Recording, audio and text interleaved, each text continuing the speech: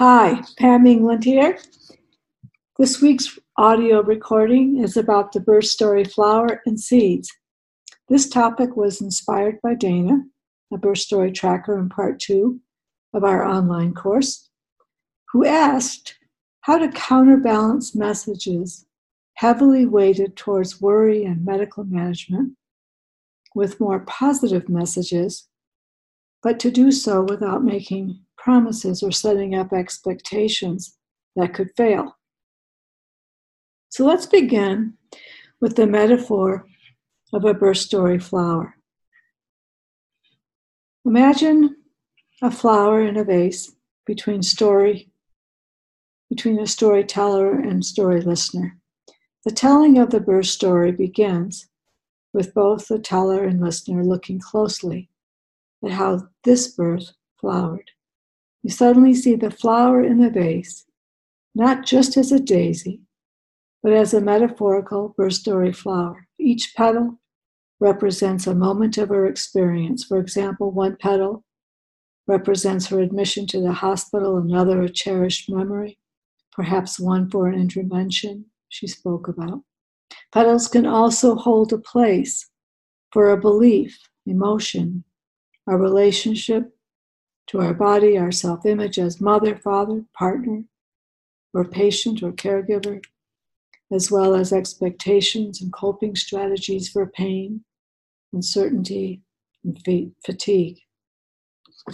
So bring your full attention to your feelings and images as you recount your story, as you slowly turn your story like twirling a flower, seeing it, hearing it, and reflecting on it from many directions. Every flower, all life begins from a seed, and so does every birth story, every life story. From seed to flower, the life force is continuous. A flower does not divide its evolution into trimester or stages. Its life cycle is unbroken. So too our lives are continuous from our conception and birth to our death. Although pregnancy is divided and conceptualized in trimester, does a pregnant woman actually experience trimesters? No. No, her experience is unbroken.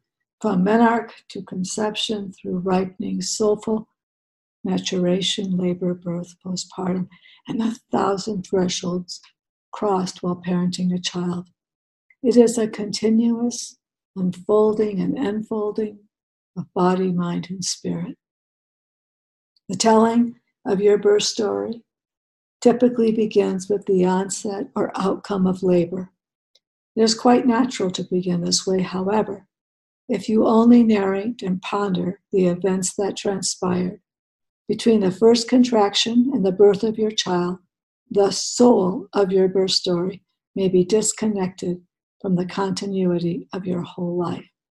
So when contemplating your birth story or the birth story of another, allow yourself to hear, to feel it as part of the continuum of your whole life or the storyteller's whole life.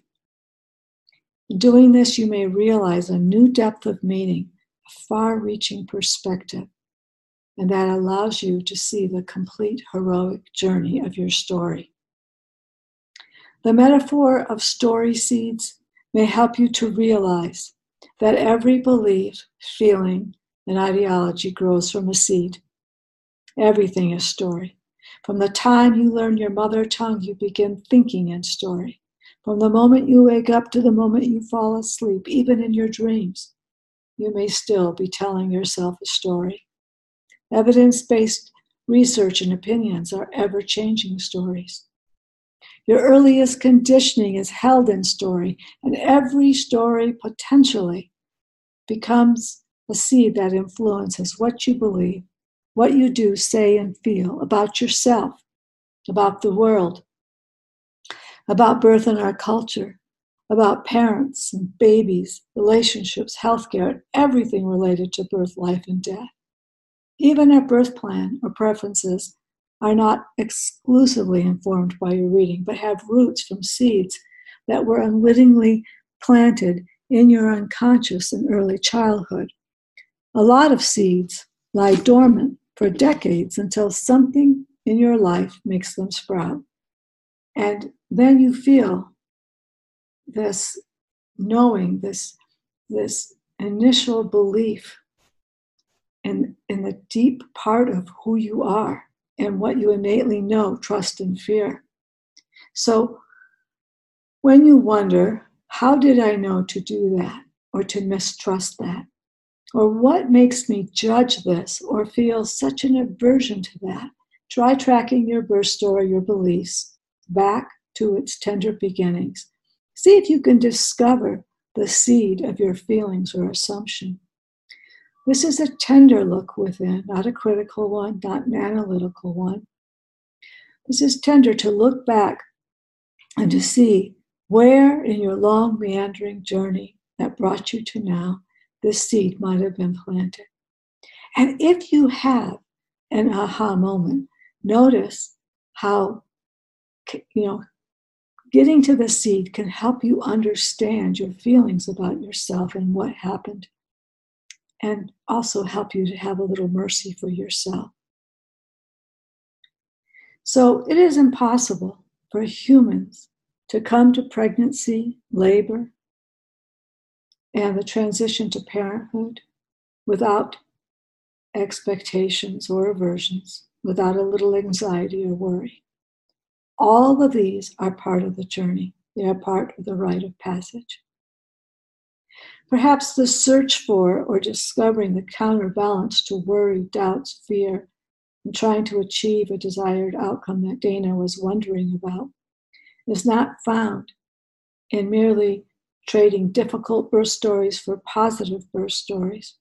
Rather, I wonder if the balance we seek might be found in acknowledging and embracing all of the emotional experiences on the continuum, from trust to worry and doubts, from passivity to great determination, from knowing to not having a clue, from feeling timid and fear to feeling daring and resourceful.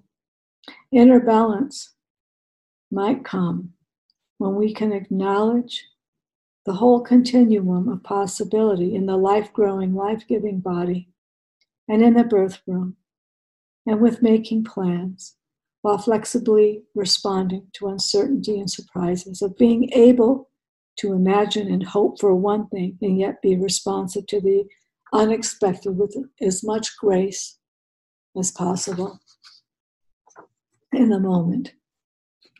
In a rite of passage, one thing is for certain. There will be one expected turn, if not more, one surprise at least. And we may have to do what Joseph Campbell calls the one forbidden thing.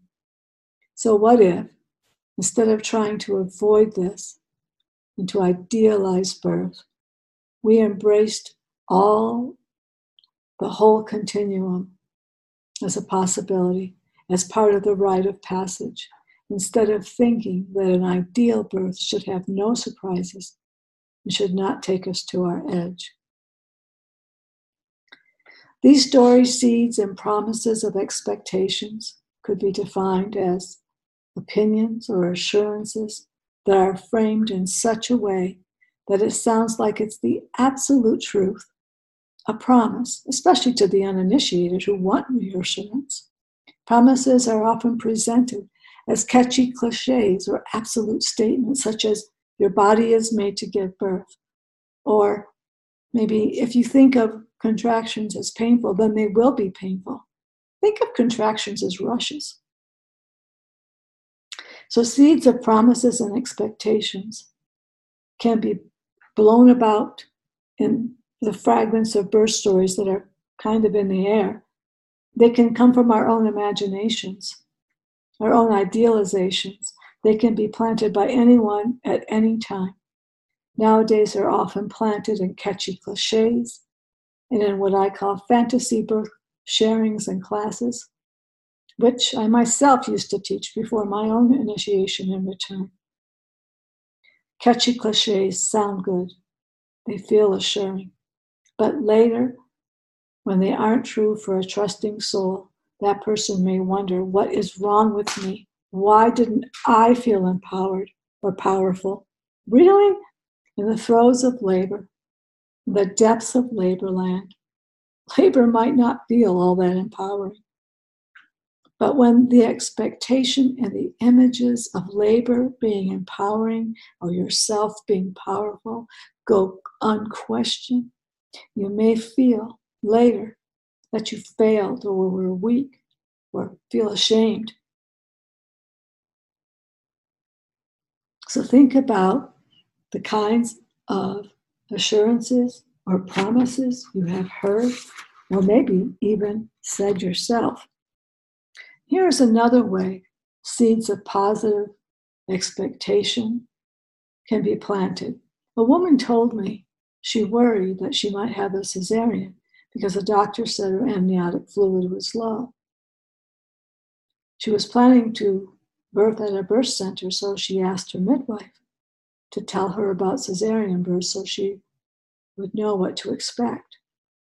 But her midwife dismissed her wanting to know by saying lightheartedly, "Don't you give it another thought. Only 1% of our clients ever have cesareans, so you don't need to know about it. Just trust your body." The woman did not feel completely assured by this. She was torn. She wanted to trust her midwife. She wanted to trust her own body. So she didn't pursue learning about cesarean birth on her own. And weeks later, while having a cesarean surgery, she was really lost. She felt betrayed. She didn't know what to expect and was probably more afraid than she might have been had she been walked through what to expect. Seeds of expectations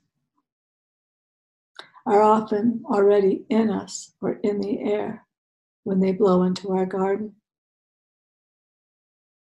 So it's important as part of your journey to notice when you have a sense of being off balance, to notice if your plans or expectations or aversions seem to be at far end of the continuum on one end or the other. Notice if your beliefs or expectations are either so important or so aversive that you put on blinders, put in earplugs, or try not to think about or imagine how you would handle a particular possibility in labor. And if you notice this, get help to come towards the center, towards a place of personal power. If you have a question about your birth story, holistic preparation, or birth as a rite of passage, and you would like it answered on this YouTube channel, please send me a note with your question to pam@birthstorymedicine.com, and you may see an answer in a future audio or video recording. Thanks for coming.